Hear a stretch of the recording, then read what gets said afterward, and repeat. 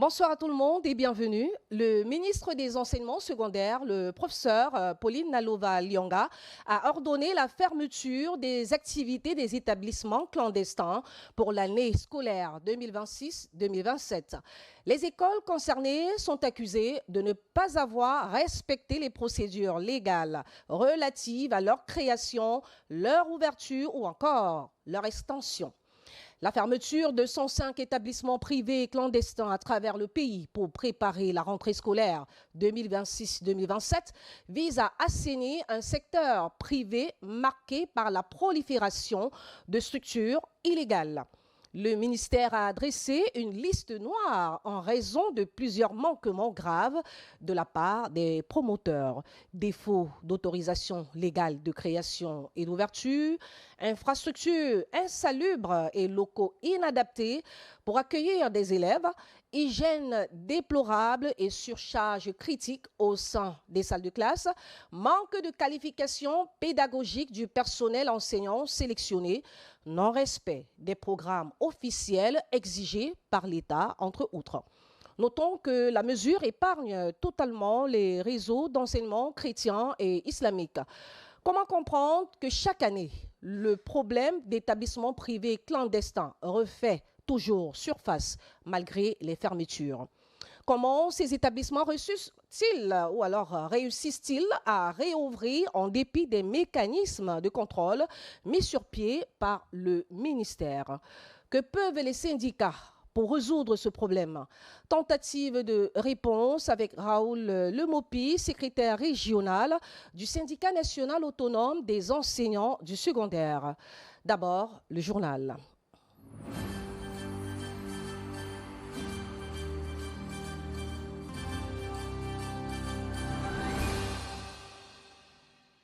Bonsoir, une fois de plus de 30 personnes interpellées, des motos et un stock de faux médicaments saisis. C'est le bilan du bouclage mené cette semaine par la gendarmerie nationale dans les villes de Tchang et Sanchou, dans le département de la Menoie. Des localités confrontées à une recrudescence des vols aggravés et des agressions à main armée. L'opération a été conduite sous la supervision du colonel Abba Saïdou, commandant de la Légion de gendarmerie de l'Ouest. Franck Durota-Sonkan nous fait le bilan. On doit rester, monsieur, professionnel. Professionnel. Deux villes, une même opération de sécurisation, baptisée bouclage des zones criminogènes.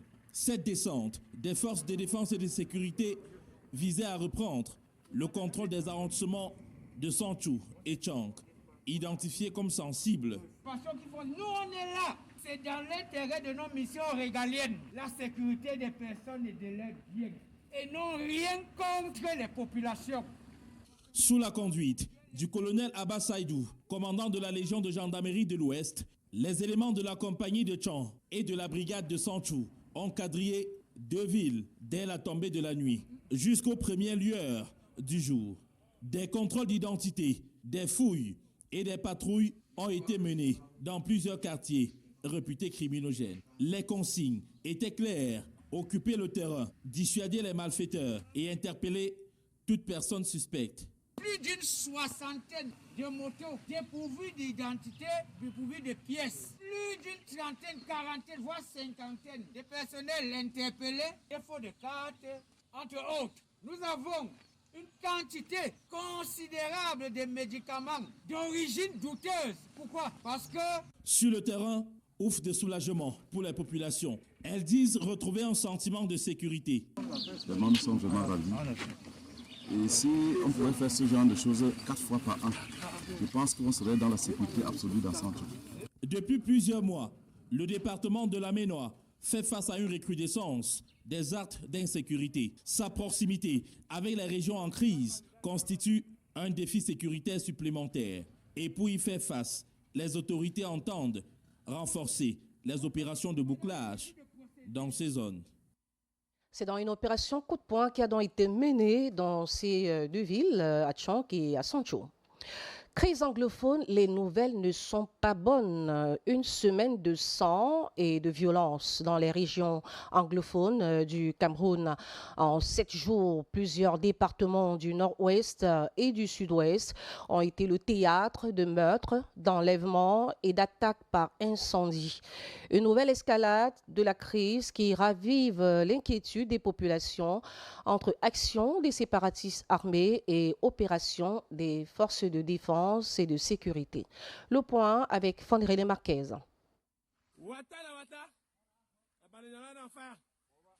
There has been a spate of killings linked to the ongoing crisis in the two Anglophone regions. In the past 7 days, a notorious separatist fighter was gunned down in Oko during a gendarmerie operation. He was shot at a checkpoint in Manchok village where he was operating.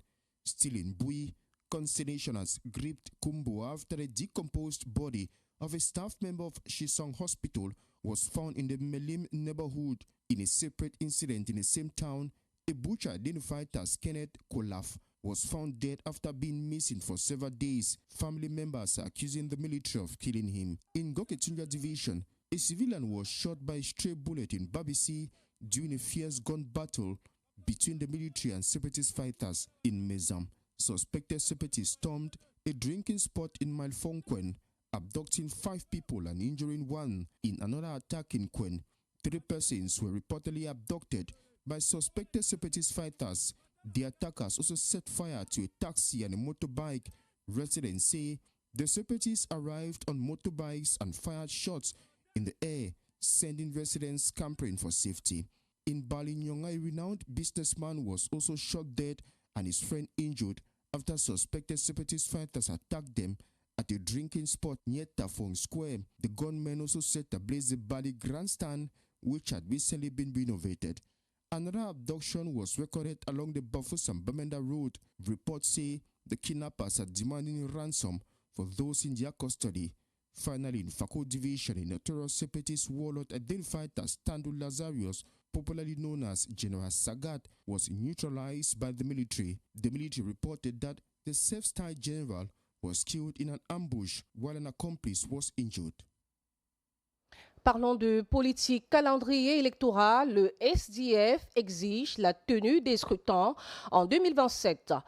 Élections municipales et législatives 2025. Le SDF hausse le ton et rejette tout nouveau report, quelle qu'en soit la raison. Au cours d'une conférence de presse consacrée au compte rendu de la session parlementaire de juin, le parti d'opposition a présenté le bilan de l'action de ses élus à l'Assemblée nationale, tout en rejetant tout nouveau report des scrutins, quelle qu'en soit la justification.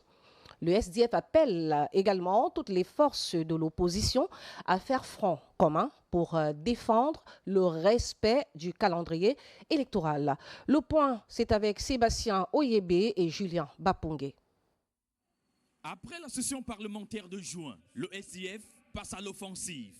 Face à la presse à Yaoundé, le président national du parti défend le travail de ses parlementaires, estimant que leur présence à l'Assemblée nationale a permis de mettre en lumière les dossiers sensibles de la République. Vos députés SDF ont déposé 5 propositions de loi sur des questions critiques pour la nation. La direction du RDPC, par son contrôle de la conférence des présidents, a refusé jusqu'à présent leur inscription à l'ordre du jour. Nos propositions n'ont pas été battues en débat. Que le pays comprenne ce que cela signifie. Le parti au pouvoir refuse que l'Assemblée nationale du peuple légifère sur les questions qui comptent le plus, comme le féminicide, l'infanticide et l'application de l'article 66 de la Constitution, pour ne citer que cela. La question d'un seul député a transformé l'or caché en enquête d'État. 5 propositions de loi ont effrayé une machine oppressive au point qu'il se cache. Un amendement a montré à la nation ce qu'est une vice-présidence démocratique. Le parti consacre toutefois son message sur l'élection législative et municipale prévue en 2027, alors que les mandats des députés et des conseils municipaux ont déjà été prorogés. Le SDF rejette catégoriquement toute nouvelle prolongation. Ne touchez plus à la date des élections. Toute tentative de nouveau report de ces élections, sous quelque prétexte que ce soit, sera traitée par notre parti comme une confiscation inconstitutionnelle du mandat du peuple. Le SDF appelle ainsi l'ensemble des partis d'opposition à faire front commun pour défendre le calendrier électoral, estimant que seule la tenue des scrutins dans les délais permettra de préserver la légitimité des institutions et de redonner la parole aux Camerounais. Le SDF est donc formel et ne voudrait plus avoir encore de nouveaux reports. Rappelons également que le président national du SDF, ce jour, s'est inquiété de l'absence prolongée du chef de l'État. Joshua aussi dénonce le silence des autorités sur les raisons de son séjour à l'étranger et appelle le gouvernement à informer les Camerounais sur la continuité de l'État. Nous vous proposons de l'écouter dans cet extrait sélectionné par Sébastien Oyébé. La question que chaque Camerounais se pose tout bas doit être posée à voix haute. Qui gouverne ce pays? Le chef de l'État est absent du territoire national depuis plus de 6 semaines. Aucune image, aucune adresse, aucun retour annoncé. La vice-présidence créée à la hâte en avril au nom de la continuité de l'État demeure vacante. L'État fonctionne par délégation de signature qu'aucun citoyen n'a jamais vue. Le Cameroun est une république en pilotage automatique et l'on ne s'en remet pas à un pilotage automatique dans la tempête, j'en sais quelque chose. Restons en politique. Le secrétaire général du RDPC appelle au réalisme et au travail de terrain à l'approche des élections. Le secrétaire général du Rassemblement démocratique du peuple camerounais, RDPC, Jean Kuité, a appelé les militants du parti à privilégier le réalisme, la clarté, la vigilance et le pragmatisme, tout en intensifiant le travail de terrain auprès des populations. S'exprimant hier lors d'un séminaire stratégique du RDPC, le secrétaire général a insisté sur la nécessité d'améliorer la communication locale et de renforcer la mobilisation des militants en vue des élections municipales et législatives. C'est le même message qu'a délivré donc son adjoint Jacques Famendongo, qui a fait le point devant la presse à l'issue de la réunion élargie. Il a réitéré la nécessité de convaincre les Camerounais encore hésitants à rejoindre le parti au pouvoir. Le secrétaire général adjoint au RDPC, Jacques Famendongo, dans cet extrait. Dans les prochaines semaines, il faudrait effectuer des descentes sur le terrain. Campagne de proximité. Descendre sur le terrain pour aller toucher du doigt les réalités de chaque zone, de chaque région, de chaque département, chaque arrondissement et pourquoi pas de chaque village. Il faudrait d'ici au 31 août intensifier les inscriptions sur les listes électorales. Car vous ne pouvez pas aller aux élections si vous n'avez pas d'électeurs. C'est-à-dire des gens qui élisent, qui choisissent vos candidats. Avec les législatives et les municipales, on aura des candidats, parfois peu connus ou mal connus, et qui parfois peuvent être plus ou moins rejetés par les petites querelles intestines que nous connaissons tous. Donc ce sera plus difficile.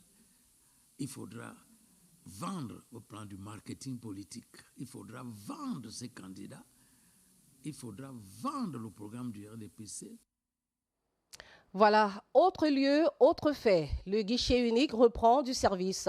Après 6 mois de suspension, le centre de formalité de création d'entreprise de Douala reprend du service. Fermé à la suite d'un différend avec la trésorerie générale du littoral, le guichet unique rouvre grâce à la médiation du gouverneur de la région. Une reprise attendue qui redonne espoir aux porteurs de projets désireux de créer leurs entreprises et d'intégrer le secteur formel. Jessica Tenos-Maché nous en dit davantage. Dans le monde des affaires, débuter dans l'informel est une réalité pour de nombreux entrepreneurs. Mais pour développer durablement son activité, la formalisation reste une étape incontournable. Elle ouvre l'accès au marché, au financement et aux dispositifs d'accompagnement de l'État, rappelle le chef du centre de formalité et de création d'entreprises. Alors, un entrepreneur qui commence à grandir doit se formaliser pour pouvoir capitaliser, capter toutes les opportunités offertes par le gouvernement. Et il y a un certain nombre de programmes qui offrent des subventions, qui offrent des accompagnements, qui offrent beaucoup de choses. Alors lorsque on n'est pas reconnu, on n'est pas formalisé, on passe à côté de tout cela. Donc, pour accompagner cette transition, les procédures de création d'entreprises ont été simplifiées. Les coûts sont encadrés et les délais de traitement ramenés à 3 jours, aussi bien pour les établissements que pour les sociétés à responsabilité limitée. Les frais s'élèvent à 41 500, à 61 500 francs pour moi, pour l'établissement. Maintenant, en ce qui concerne les sociétés à responsabilité limitée ou SARL, là, les frais s'élèvent à 109 625 francs, hormis les frais de compostage. Les 109 625 francs représentent exclusivement les frais de création de la SARL. Voilà. Et en 72 heures, c'est-à-dire 3 jours chrono, les documents sont prêts. Après 6 mois de suspension, le Centre de formalité et de création d'entreprise a officiellement repris ses activités à Douala. Création d'entreprise. Alors, je voudrais rassurer les usagers, les jeunes entrepreneurs, toutes les parties prenantes de l'écosystème entrepreneurial, que le Centre de formalité de création d'entreprise est opérationnel. Tout fonctionne normalement et en 72 heures, vous avez la possibilité d'avoir vos documents. Les promoteurs sont désormais invités à se rapprocher du guichet unique du CFCE pour formaliser leur activité et donner un nouvel élan à leur projet. Qui dit en éducation, parlons du JCI. Ne pas comprendre l'avenir des candidats. C'est la consigne du gouverneur du Sud-Ouest au correcteur du JCI. Bernard Okala Bilay appelle à la rigueur, à l'impartialité, à l'objectivité et à la vigilance dans l'évaluation des copies, alors que les opérations de correction viennent d'être lancées à Boya et Bamenda. Je vous propose de l'écouter. C'est au micro de notre correspondant Larry Eten. The expectation that they should carry the exercise in all objectivity. They should be committed to the tax because it's a very delicate tax. Our children are the Cameroon of tomorrow, for the entire nation and for the families, for the community. So if we don't accompany them, we don't help them to prepare well through the certification and all what we know, thanks to those marking exercise, we will jeopardize the future and compromise our own security. What? So that's Voilà, vous venez donc de suivre les consignes du gouverneur du Sud-Ouest, Okala Bilay, donc, qui donne des consignes par rapport à la correction du JCI à Boya et Bamenda. Toujours en éducation, le lycée de Koudombien relève le niveau de ses enseignants de français. Au lycée de Koudombien, dans le département du Noun, l'amélioration de la qualité de l'enseignement du français est désormais une priorité. Pour renforcer les compétences pédagogiques de ces enseignants et améliorer les performances des élèves aux examens officiels, l'établissement a organisé hier mercredi un atelier de rémédiation consacré aux enseignants de cette discipline. Plus de précisions dans ce reportage de Sidik Dingou, notre correspondant sur place. Je dois bien enseigner pour des résultats satisfaisants. Cas spécifique du français. C'est autour de ce thème que tous les enseignants du lycée de Koudombien se sont retrouvés ce mercredi pour un atelier de rémédiation pédagogique. Une initiative qui fait suite à des résultats aux examens officiels jugés insuffisants. Vous savez, souvent on est suspendu à attendre les résultats, même si souvent aussi on a quand même des tendances. Nous connaissons les difficultés que nous avons rencontrées.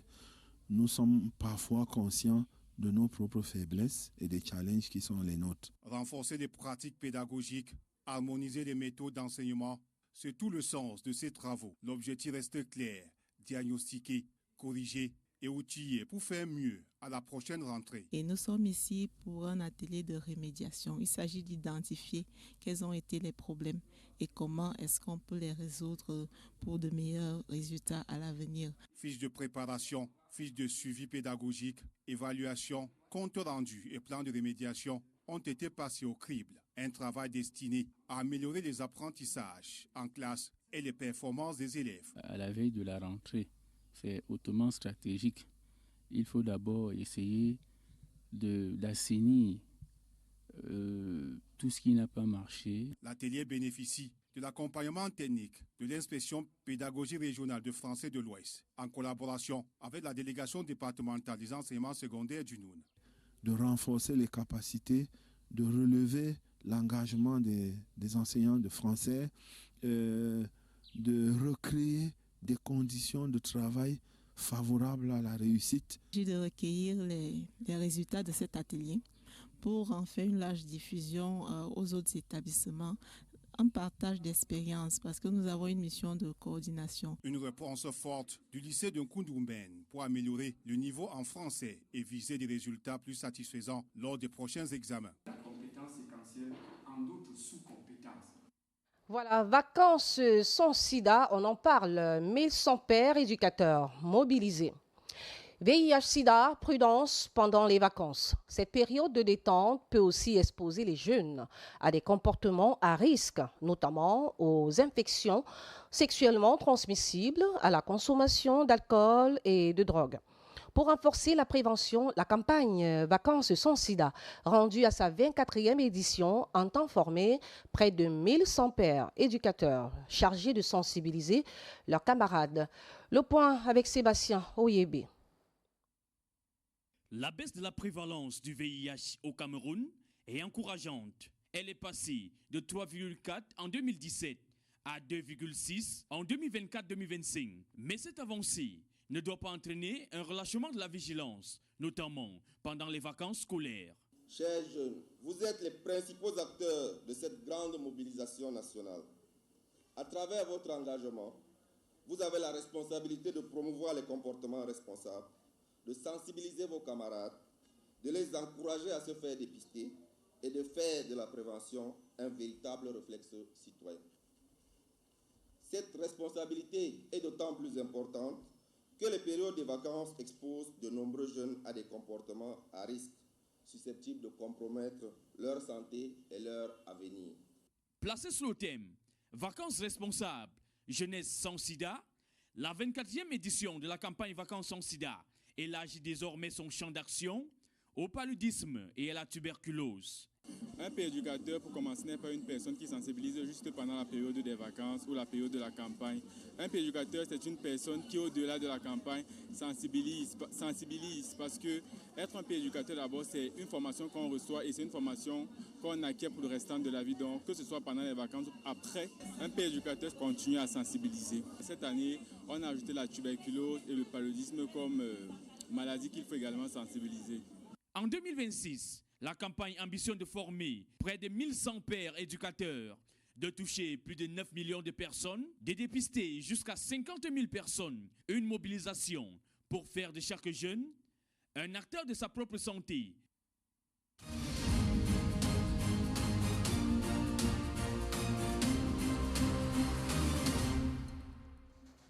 Nous sommes à la deuxième partie de notre émission. Le ministre des Enseignements secondaires, le professeur Pauline Nalova-Lyonga, a ordonné la fermeture des activités des établissements clandestins pour l'année scolaire 2026-2027.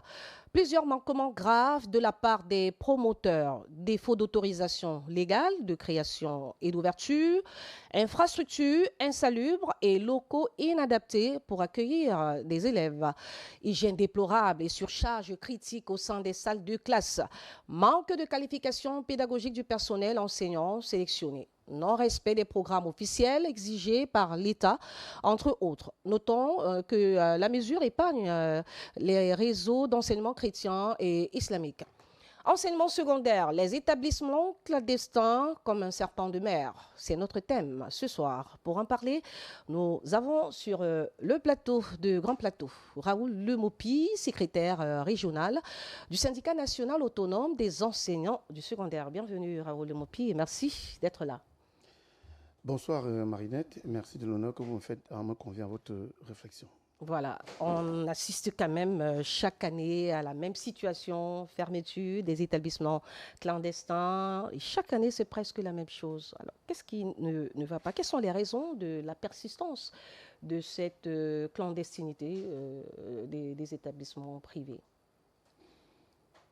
Il faut qu'on commence par le dire. L'activité de Madame la ministre est une activité de routine. C'est-à-dire que, en tant qu'elle est le membre du gouvernement qui a la charge de questionner la régularité des institutions qui ont en charge, si vous me permettez, la tautologie, la question de l'éducation des Camerounais. Il est de bon ton qu'elle s'assure que le cadre dans lequel les enfants évoluent, mais aussi les contenus d'enseignement ne soient conformes à ce que la législation du Cameroun prévoit. D'accord. Alors, on peut essayer, n'est-ce pas, de dégriner comme ça un chapelet de raisons qui peuvent justifier cette recrudescence. On va commencer simplement, n'est-ce pas, par la tolérance administrative. Je pense que l'État du Cameroun, depuis les années 90, a opté, n'est-ce pas, pour cette sorte d'ouverture en termes, n'est-ce pas, de formation des apprenants. Et cette tolérance administrative est intimement liée aussi à l'incapacité de l'État à prendre réellement en charge, n'est-ce pas, toute la masse. La masse, n'est-ce pas, de ces enfants qui toquent à la porte de l'école au Cameroun.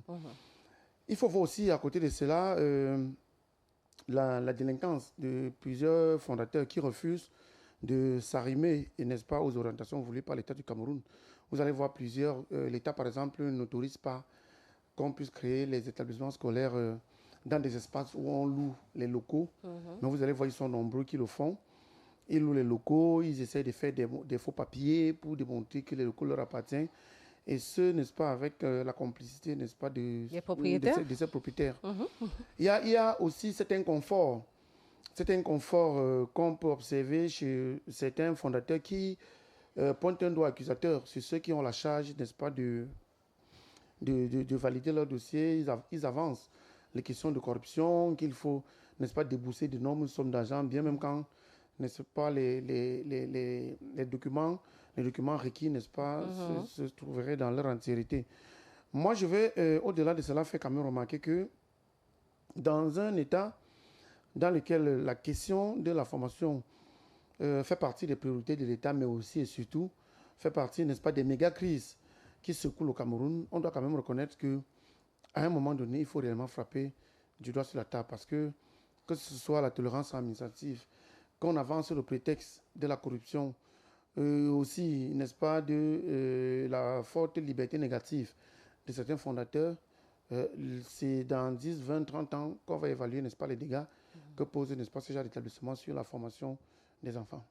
Voilà, et vous l'avez dit tout à l'heure, tolérance administrative de la part de l'État, et c'est ça qui explique en partie la recrudescence. Mais il faut quand même qu'on revienne un peu sur les conditions à réunir pour ouvrir un établissement scolaire privé. Est-ce qu'on peut, d'entrée, du moins, énumérer quelques conditions vraiment qu'il faut réunir en dehors de l'autorisation normalement qui te donne cette légalité? Est-ce qu'il y a des conditions de manière géographique, spatiale pour pouvoir ouvrir un établissement scolaire?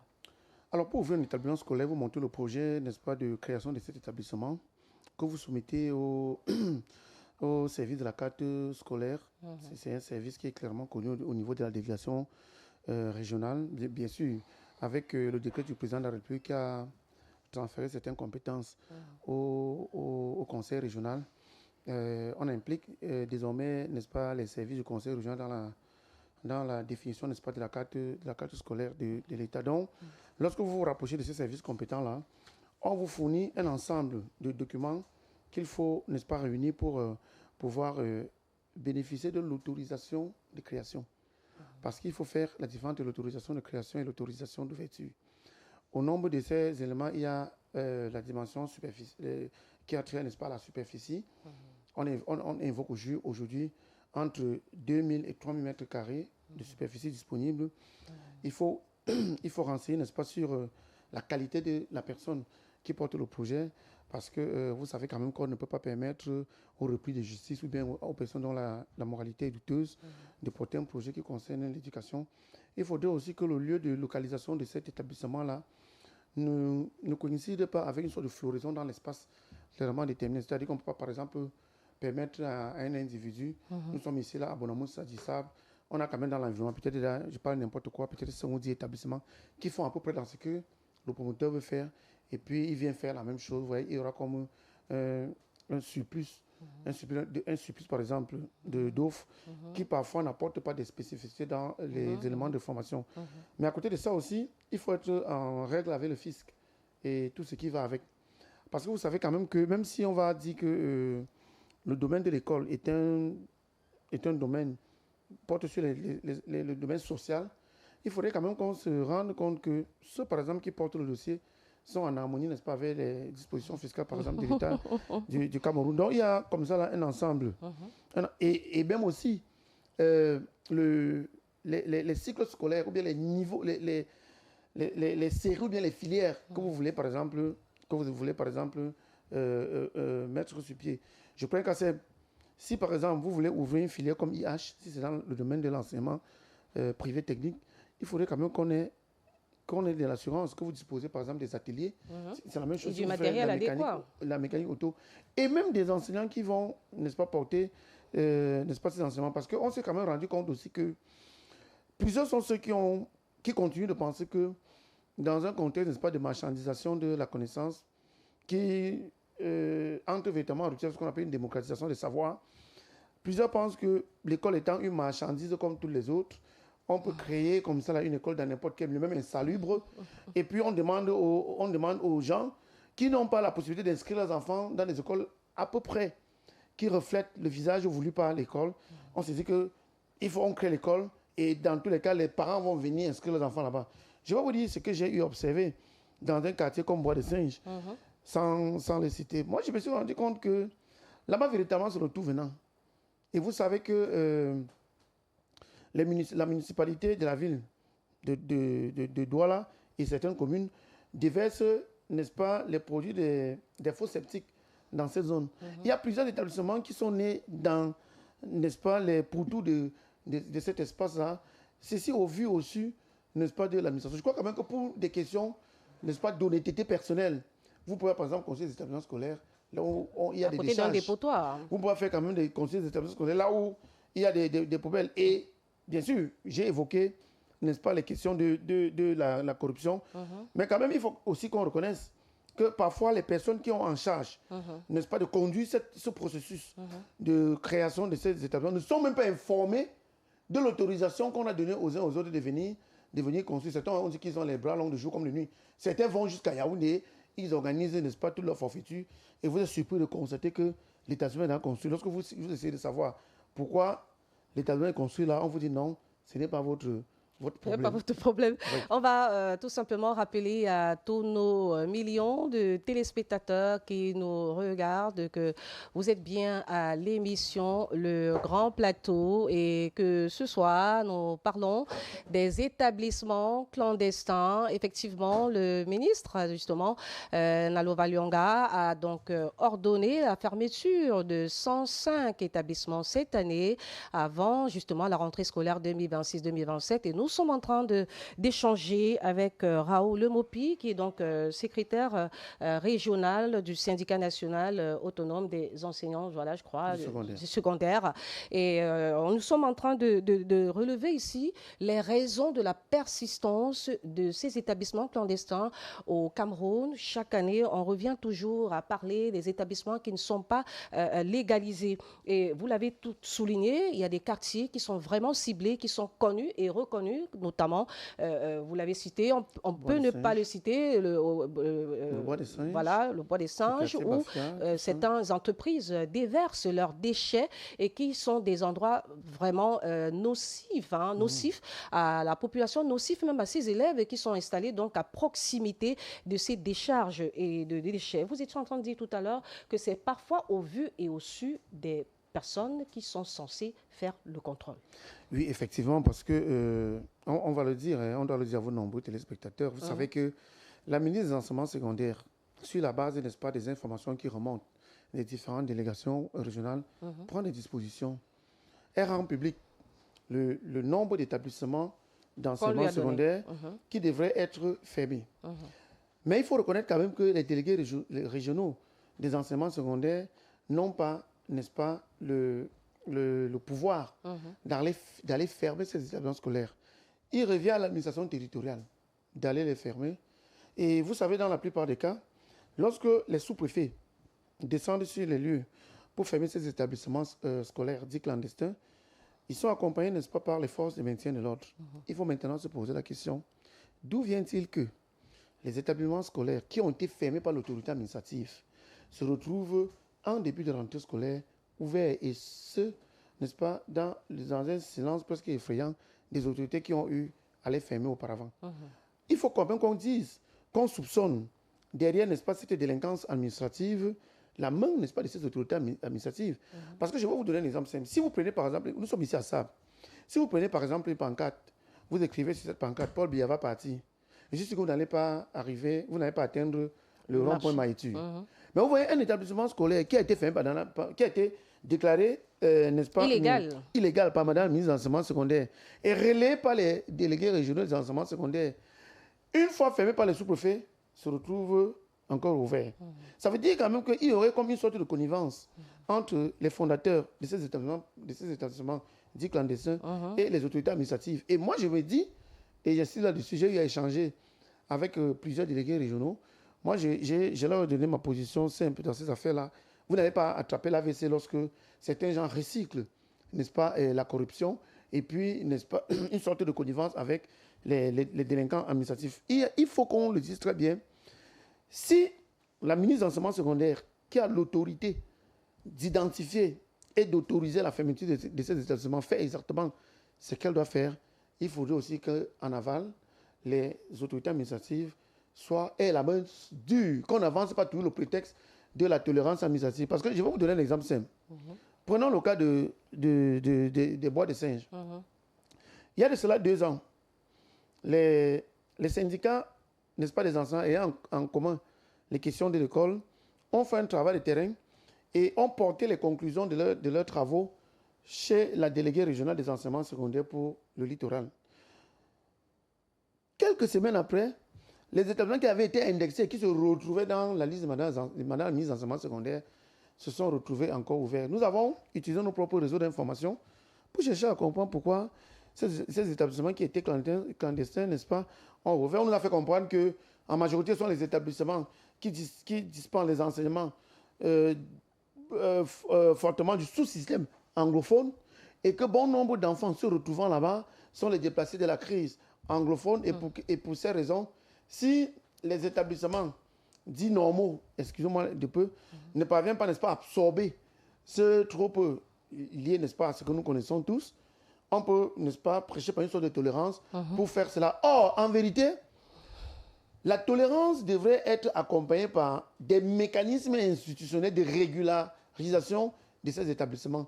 Parce qu'on peut tolérer 1 an, mais on peut pas tolérer 2 ans ou 3 ans.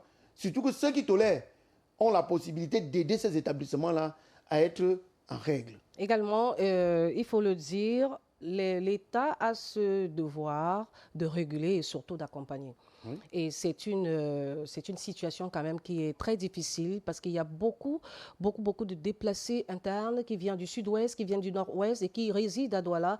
Parfois, certains résident même dans des maisons abandonnées parce qu'ils sont sous pression sur le plan économique, sur le plan financier.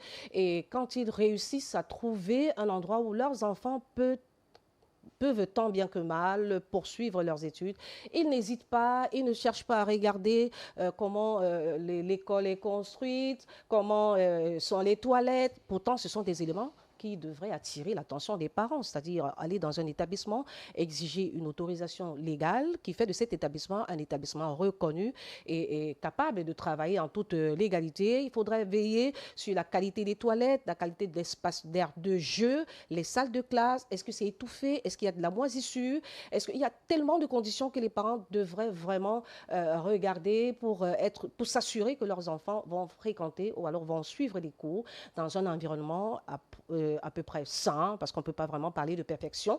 Mais est-ce que vous ne pensez pas que sur ce plan, l'État peut-être devrait réguler, mais il y a un problème de financement. Est-ce que vous pensez vraiment que l'État a les mesures, les moyens de pouvoir aider ces établissements-là à vraiment se restructurer, à peut-être à s'élargir, peut-être mieux se présenter sur une forme quand même acceptable? L'État peut le faire, pourtant parce qu'il faut relever que ce sont des établissements privés, hein. L'État a tendance à agir quand ça concerne le public.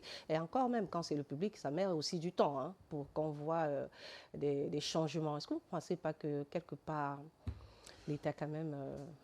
Si nous prenons la loi d'orientation de 98, en son article 2, il est clairement écrit que l'éducation est l'une des plus grandes priorités de l'État du Cameroun. Tout à fait, tout à fait. La mission d'éduquer de l'État du Cameroun est une mission globale. Si l'État ne peut pas, par exemple, prendre en charge la totalité de ces enfants qui toquent à la porte de l'école, n'est-ce pas, il confie une partie de ces missions à l'éducation privée. L'éducation privée est aussi organisée. Je pense qu'il y a le CEDUC privé laïque, il y a les CEDUC confessionnels. À partir de ce moment, donc, le rôle de l'État, en plus de veiller à la qualité de l'offre éducative, est justement aussi d'accompagner. Mais si vous prenez le cas de la ville de Douala et de Yaoundé, que je connais un peu, vous allez vous rendre compte que bon nombre d'établissements privés ne commencent même pas par demander l'autorisation de création. Ils ouvrent d'abord. Vous allez voir, ils ouvrent. La cour de récréation ne fait pas 100 mètres carrés. Ces fondateurs ouvrent avec l'espoir qu'ils vont séduire l'entourage par des montants faramineux et les populations riveraines à l'établissement, bien à ce qui en tient lieu, vont, n'est-ce pas, vendre la parcelle de terrain au fondateur qui va travailler, n'est-ce pas, à étendre les locaux. Ce que moi je veux dire, lorsqu'on reste dans le cadre de la crise anglophone, il faut quand même qu'on dise qu'il y a des choses qui ont été faites, au moins au niveau de Douala, que moi particulièrement je connais. La ministre d'enseignement secondaire a rendu public une circulaire à l'effet de demander au délégué régional des enseignements secondaires de veiller à ce que les enfants venant des régions en crise puissent intégrer les établissements publics. Et au niveau du gouverneur de la région du littoral, des actions ont été menées dans ce sens. Si je ne considère que ce qui a été fait au niveau du lycée bilingue de Nilon, Brazzaville, il y a des dossiers de ces enfants en nombre considérable qui ont été transmis dans notre lycée. Et pour certains, sans bulletin de troisième trimestre, il était seulement question qu'ils déclarent oralement, verbalement, la classe dans laquelle ils se trouvaient avant le début ou bien avant l'intensification de la crise. Ce sont des mesures qui ont été prises. Mais moi, je pense que l'un des plus gros problèmes qu'il faut évoquer, c'est celui de l'information. Il y a plusieurs parents, plusieurs familles qui viennent de ces régions anglophones, mais qui ne connaissent pas cela. Ces familles vont se faire berner, n'est-ce pas, par ce que moi j'appelle souvent des négriers de notre genre, qui vont leur promettre, n'est-ce pas, monts et merveilles, et qui, dans l'immense majorité des cas, les enfants ne finissent pas l'année scolaire. Parce qu'on va illusionner les parents sur le fait que c'est une démarche purement humanitaire. Venez inscrire vos enfants ici dans le sous-système anglophone. On va leur trouver les faveurs. Il y a les mairies qui vont appuyer. Mais les mairies parfois aussi se fatiguent. Hein. On se retrouve avec des enfants qui sont, n'est-ce pas, à partir du deuxième trimestre, non plus les moyens de suivre les enfants parce qu'ils ont été exclus du fait de l'incapacité par les parents de payer la scolarité. Il y a un établissement proche du lycée de Brazzaville. Je ne veux pas citer le nom. Bien sûr. J'ai changé dernièrement avec le principal de cet établissement du sous-système anglophone, qui m'a fait comprendre que dans cet établissement-là, pour l'année scolaire 2024-2025, ils détiennent encore 240 bulletins d'enfants du sous-système anglophone venant des régions en crise, ces enfants qui n'ont pas pu payer et dont on ne leur a pas remis les bulletins. Moi, je pense que l'État doit tout faire. Et vraiment tout faire. À la limite de ses moyens, mais l'État est le plus riche de tous les citoyens. L'État doit tout faire, n'est-ce pas, pour accompagner au moins les établissements privés qui ouvrent à ces personnes venant d'ailleurs les possibilités de leur formation. Parce qu'au moins, pour les établissements publics que moi je connais, vous avez des enfants déplacés, je vous donne la procédure, vous pouvez rencontrer la déléguée régionale des enseignements secondaires, son bureau est ouvert, la déléguée départementale, ou bien les services compétents de monsieur le gouverneur, pour poser votre problème. Les dossiers seront acheminés dans les lycées et les écoles publiques sollicitées. Voilà. Vous avez dit quelque chose de très important parlant des montants, parce qu'il faut dire que les montants diffèrent en fonction des établissements. Et au niveau des montants, est-ce que vous, en tant que syndicaliste, est-ce que le syndicat a quand même déjà posé ce problème sur la table du ministère? Parce qu'on se rend compte qu'il y a des établissements, la pension avoisine, j'ai envie de dire le million, hein, tandis que d'autres, c'est des centaines. Qu'est-ce qui explique ce décalage financier, du moins, ce décalage au niveau de la scolarité en fonction des établissements? Peut-être pour les mêmes classes, et pourtant les cours sont censés être les mêmes, hein, selon le système que l'État met sur pied. Les cours sont censés être les mêmes. Qu'est-ce qui explique ce décalage financier? Est-ce que vous avez déjà pris des mesures pour voir dans quelle mesure, justement, les établissements privés peuvent revoir leur... Je vous dis la vérité. Oui. C'est chacun qui fixe son prix. Ce n'est pas nécessairement cela. C'est parce que bon nombre d'établissements scolaires, si on prend le cas de Douala et Yaoundé, qui fixent des prix faramineux, sont les propriétés des pontes du régime. Dans un état normal, on ne devrait pas accepter cela. Parce que ces fondateurs-là ne peuvent pas renseigner sur l'origine de l'argent qu'ils sont en train de recycler. Vous savez, il y a de cela 4 ans, 4 ou 5 ans, nous avons porté la contestation sur le plafonnement des frais d'APE. Parce qu'on s'était rendu compte que c'était, n'est-ce pas, à la tête de chaque chef d'établissement. Au lycée, par exemple, de Mangapongo, lorsqu'on crée le lycée, on demandait aux parents de payer 50 000 francs et de donner les sacs de ciment pour la construction de l'établissement. Ces demandes avoisinaient parfois 100 000 francs qu'un parent payait comme frais d'APE.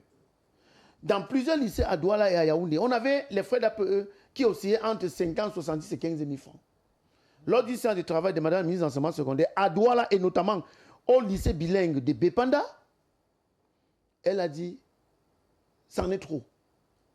Elle a plafonné les frais d'APE à 25 000 francs. Je connais les chefs d'établissement qui ont levé le doigt pour dire à la ministre de l'enseignement secondaire que ce n'était pas réaliste. Qu'au regard des problèmes que rencontrent les établissements publics, les 25 000 francs ne pouvaient pas permettre à couvrir cela. Vous savez ce que la ministre leur a dit?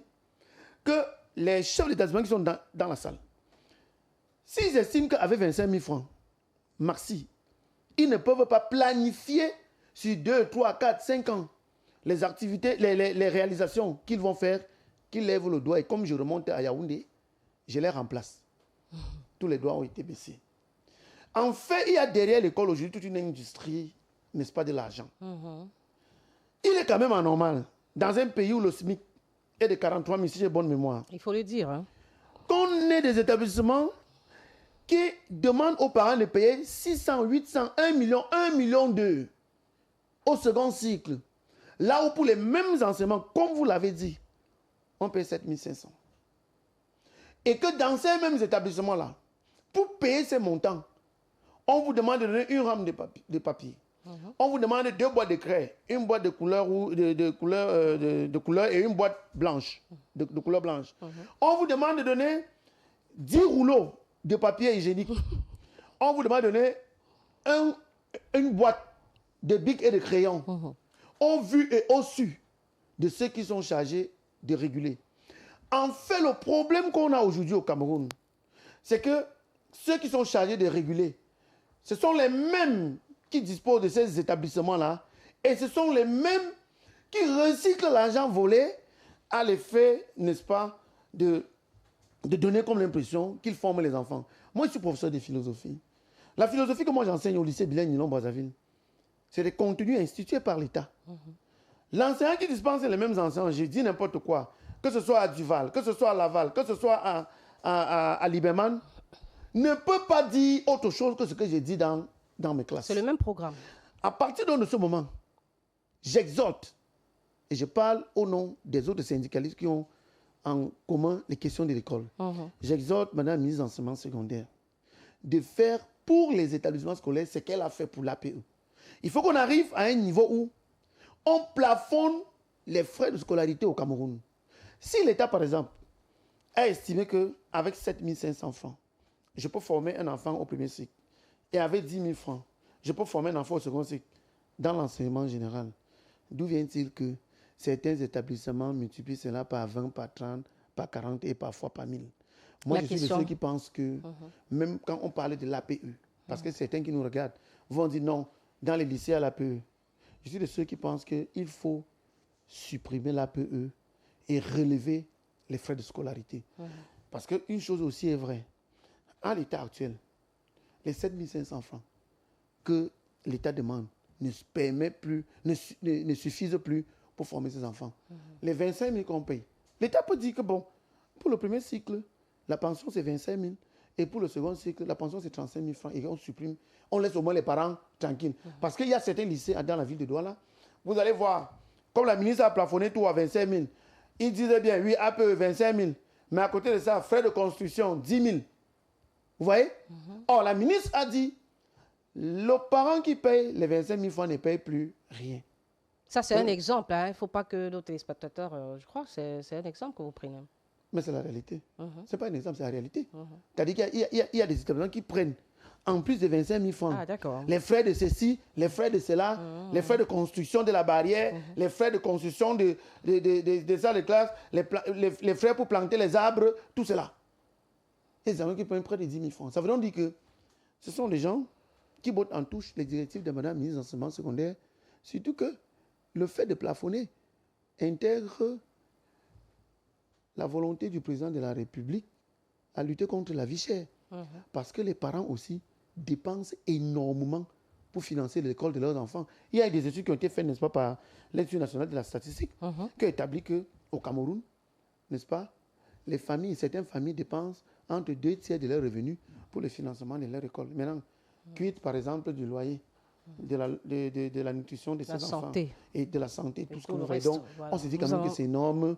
Et je ne sais pas ce qu'on pensait d'un établissement scolaire à Douala pour payer jusqu'à 200 000 francs de pension. C'est trop. Et surtout que les enfants, les enseignants qui dispensent les enseignements dans ces établissements scolaires-là perçoivent les salaires des catéchistes. Ils sont nombreux. Je parle sur le contrôle de mon ami de Saint-Esprit. De Saint-Esprit, M. Yinda, c'est mon ami, qui mène une lutte énorme pour l'humanisation de l'éducation dans le secteur privé, n'est-ce pas, de l'enseignement, où il n'y a pas de collection de convention collective. C'est-à-dire que le ministre du Travail demande, n'est-ce pas, d'initier les projets de convention collective. Mais on est surpris que ce soit les annonceurs de Dieu, c'est-à-dire que les établissements confessionnels qui refusent de signer la convention collective, qui travaillera, n'est-ce pas, à donner au moins aux enseignants du privé un visage humain. Vous allez voir, il y a des établissements ici qui prennent les pensions. Je prends le cas, la maternelle, je ne cite pas l'établissement, 300 000 francs. Mais l'enseignante qui dispense les cours à la maternelle n'a pas 50 000 francs de salaire. Est-ce que c'est normal? Et vous, en tant que syndicat, vous dénoncez cela? Nous dénonçons. Voilà. Un peu comme Moïse qui crie au désert. Oui. Nous allons sortir, avant de partir, en très peu de secondes. Vous avez évoqué un fait et nous sommes en train de voir au regard de l'actualité que les zones anglophones sont encore en proie à des problèmes de sécurité. Il y a toujours des enlèvements et tout le reste, des attaques par incendie. Et vous soulignez un fait, c'est que dans un établissement que vous connaissez particulièrement, il y a des enfants qui sont des déplacés internes qui n'ont pas pu récupérer les bulletins parce que les parents n'ont pas payé la pension. Vous avez cité un chiffre qui est vraiment alarmant. 240 bulletins scrutin non retirés, parce que ces enfants sont des enfants issus de la zone... Les produits des déplacements internes. Voilà. Et les parents, forcément, n'ont pas eu de l'argent pour finir. Et si vous les voyez, ils sont 5-10 par chambre. Voilà. Là, quand vous les voyez vivre. Voilà. Est-ce que ce soir, en tant que syndicaliste, vous avez une proposition, une suggestion au ministre des Enseignements secondaires en ce qui concerne ces enfants? Parce qu'on sait quand même que les personnes en situation de handicap, les enfants qui ont un handicap, ont une mesure qui a été justement arrêtée et qui fait en sorte qu'ils peuvent fréquenter de façon gratuite. Alors, pour ces enfants déplacés internes, est-ce que l'heure n'est pas à l'action, surtout au niveau de leur éducation? Est-ce que le ministère ne peut pas faire quelque chose pour ces enfants déplacés internes qui sont jugés démunis? Je pense que la ministre a commencé un travail qui est important. Je le dis parce que je vois à peu près ce qui se passe dans mon lycée et dans d'autres lycées. Les chefs d'établissement qui sont informés recrutent ces enfants-là. Je vous ai dit pour certains sans bulletin. Certains même sans acte de naissance. Rien que sur le fait de la simple déclaration. Moi, je suis de ceux qui pensent qu'il faudrait que la ministre intensifie la communication dans ce sens et de concert avec les 10 gouverneurs des régions, qu'on essaye de faire, n'est-ce pas, une sorte d'audit sur ces enfants qui se trouvent dans cet établissement-là, et que les délégués régionaux, de concert avec les délégués départementaux, essayent de voir comment on peut ramener ces enfants dans les établissements publics, parce que ce qui est au moins c'est vrai, c'est que les établissements privés vont avancer, n'est-ce pas, l'argument de l'investissement. Ils attendent un retour sur investissement. Tout à fait. Ce sont des récriminations qui sont, des revendications qui sont légitimes. Mais il faudrait aussi qu'on comprenne que si les salles de classe dans les lycées sont pléthoriques et que la raison, n'est-ce pas, de cette surabondance des effectifs coïncide avec, n'est-ce pas, l'introduction de ces enfants-là dans les salles de classe, je me dis c'est une démarche purement humaniste et humanitaire, parce que la vocation première des lycées, tels que moi je la connais, est une vocation purement sociale. Il ne faudrait pas que les enfants, les parents qui sont déjà partis de leur propre lieu de parole, c'est-à-dire leur région d'origine, qui se retrouvent comme ça à Douala. Et pour certains qui vivent dans les maisons de fortune, parfois chez des âmes charitables, aient encore des difficultés à scolariser leurs enfants. Je crois que le plus grand bien qu'un État peut donner, n'est-ce pas, à ses enfants, c'est d'abord l'éducation. En attendant que l'insécurité, la question de l'insécurité soit résolue et que chacun rentre au moins là où il peut se reposer. Merci beaucoup, Raoul Le Mopi, pour votre passage sur le Grand Plateau. Merci, ça s'est bien passé. Très bien.